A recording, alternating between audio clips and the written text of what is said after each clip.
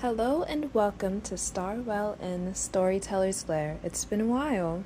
Today we're going to be reading Vasilisa the Beautiful.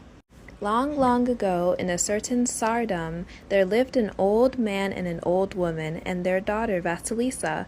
They had only a small hut for a home, but their life was a peaceful and happy one. However, even the brightest of skies have become overcast. A misfortune stepped over their threshold at last. The old woman fell gravely ill, and feeling that her end was near, she called Vasilisa to her bedside, gave her a little doll, and said, "Do as I tell you, my child. Take good care of this little doll and never show it to anyone. If ever anything bad happens to you, give the doll something to eat and ask its advice. It will help you out in all your troubles." And giving Vasilisa at last a parting kiss, the old woman died. The old man sorrowed and grieved for a time, and then he married again. He had thought to give Vasilisa a second mother, but he gave her a cruel stepmother instead. The stepmother had 2 daughters of her own, 2 of the most spiteful, mean, and hard-to-please young women that ever lived. The stepmother loved them dearly and was always kissing and coddling them, but she nagged at Vasilisa and never let her have a moment's peace. Vasilisa felt very unhappy, for her stepmother and sisters kept chiding and scolding her, and making her work beyond her strength. They hoped that she would grow thin and haggard with too much work, and that her face would turn dark and ugly in the wind and sun. All day long they were at her, one or the other of them shouting, "Come, Vasilisa! Where are you, Vasilisa? Fetch the wood! Don't be slow! Start a fire! Mix the dough! Wash the plates! Milk the cow! Scrub the floor! Hurry now! Work away and don't take all day!" Vasilisa did all she was told to do. She waited on everyone and always got her chores done on time, and with every day that passed she grew more and more beautiful.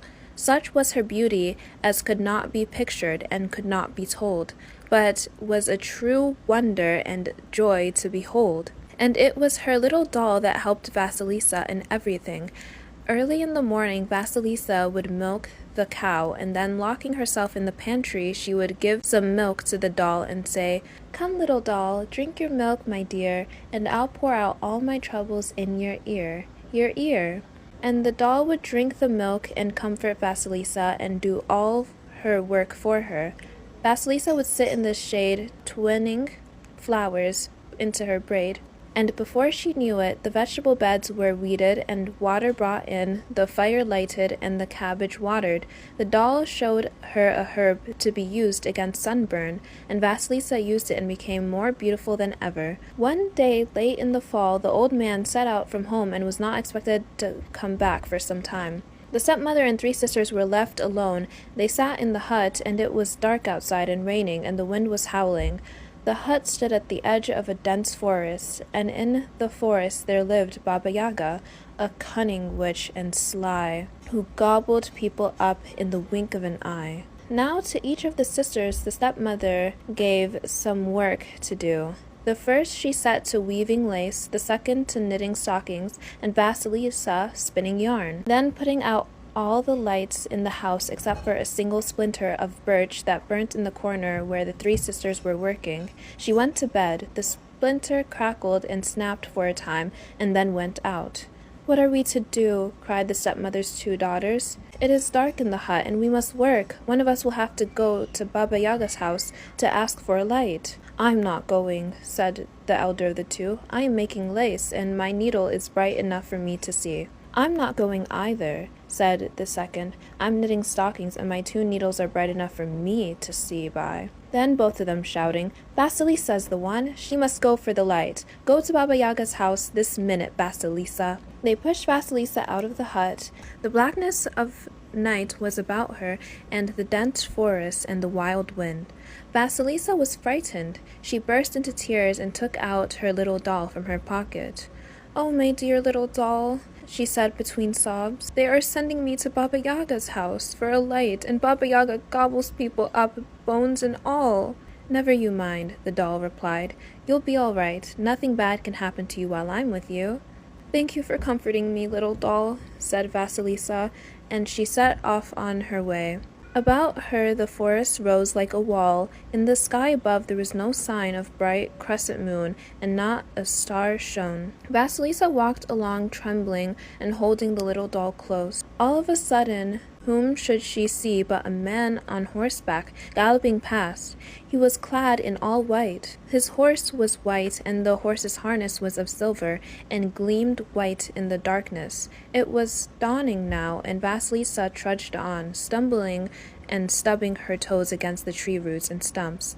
Drops of dew glistened on her long plait of hair, and her hands were cold and numb. Suddenly another horseman came galloping by. He was dressed in red. His horse was red, and the horse's harness was red too. The sun rose. It kissed Vasilisa and warmed her and dried the dew on her hair. Vasilisa never stopped, but walked on for a whole day. And it was getting on towards evening when she came out to a small glade.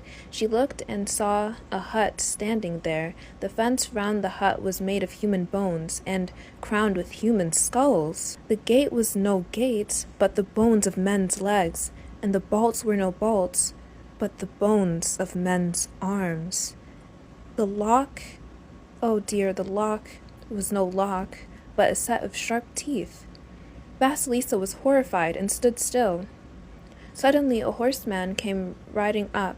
He was dressed in black. His horse was black, and the horse's harness was black too. The horseman galloped up to the gate and vanished as if into thin air. Night descended, and lo, the eyes of the skulls crowning the fence began to glow, and it became as light as if it was day. Vasilisa shook with fear, and she could not move her feet, which seemed to have frozen on the spot, and refused to carry her away from this terrible place. All of a sudden she felt the earth trembling and rocking beneath her, and there was Baba Yaga, flying up in a mortar, swinging her pestle like a whip and sweeping the tracks away with a broom. She flew up to the gate and, sniffing the air, cried, "I smell Russian flesh. Who is there?" Vasilisa came up to Baba Yaga, bowed low to her, and said very humbly, "It is I, Vasilisa, Grandma. My stepsister sent me to ask you for a light." "Oh, it is you, is it?" Baba Yaga replied. "Your stepmother is a kinswoman of mine. Very well, then, stay with me for a while and work, and then we'll see what is to be seen." And she shouted at the top of her voice, "Come along, my bolt so strong, open up my gate so wide." The gate swung open. Baba Yaga rode in her mortar, and Vasilisa walked in behind her. Now at the gate there grew a birch tree, and it made as if to lash Vasilisa with its branches. "Do not touch the maid, birch tree. It was I who brought her," said Baba Yaga. They came to the house, and at the door there lay a dog, and it made as if to bite Vasilisa. "Do not touch the maid. It was I who brought her," said Baba Yaga. They came inside, and in the passage an old grumbler nimbler of a cat met them, and made as if to scratch Vasilisa. "Do not touch the maid, you old grumbler rumbler of a cat. It was I who brought her," said Baba Yaga. "You see, Vasilisa," she added, turning to her, "it is not easy to run away from me. My cat will scratch you, my dog will bite you, and the birch tree will lash you and put out your eyes, and my gate will not open to let you out." Baba Yaga came into her room and stretched out on a bench. "Come, black-browed maid, give us something to eat," she cried. And the black-browed maid ran in and began to feed Baba Yaga. She brought her a pot of borscht, I'll put a picture up, and half a cow, 10 jugs of milk, and a roasted sow, 20 chickens and 40 geese, 2 whole pies and an extra piece, cider and mead and home-brewed ale, beer by the barrel, of a kvass by the pail. Baba Yaga ate and drank up everything, but she only gave Vasilisa a chunk of bread. "And now, Vasilisa," she said, "take this sack of millet and pick it over seed by seed, and mind that you take out all the black bits, for if you don't, I shall eat you up." And Baba Yaga closed her eyes and began to snore. Vasilisa took the piece of bread and put it before her little doll and said, Come, little doll, eat this bread, my dear, and I'll pour out all my troubles in your ear. Your ear! Baba Yaga has given me a hard task to do, and she threatens to eat me up if I do not do it. The doll said in reply, Do not grieve and do not weep, but close your eyes and go to sleep, for morning is wiser than evening. And the moment Vasilisa fell asleep, the doll carried out in a loud voice, Tomtits, pigeon, sparrows, hear me. There's work to do, I fear me. On your help, my feathered friends, Vasilisa's life depends. Come in answer to my call, you are needed, one and all.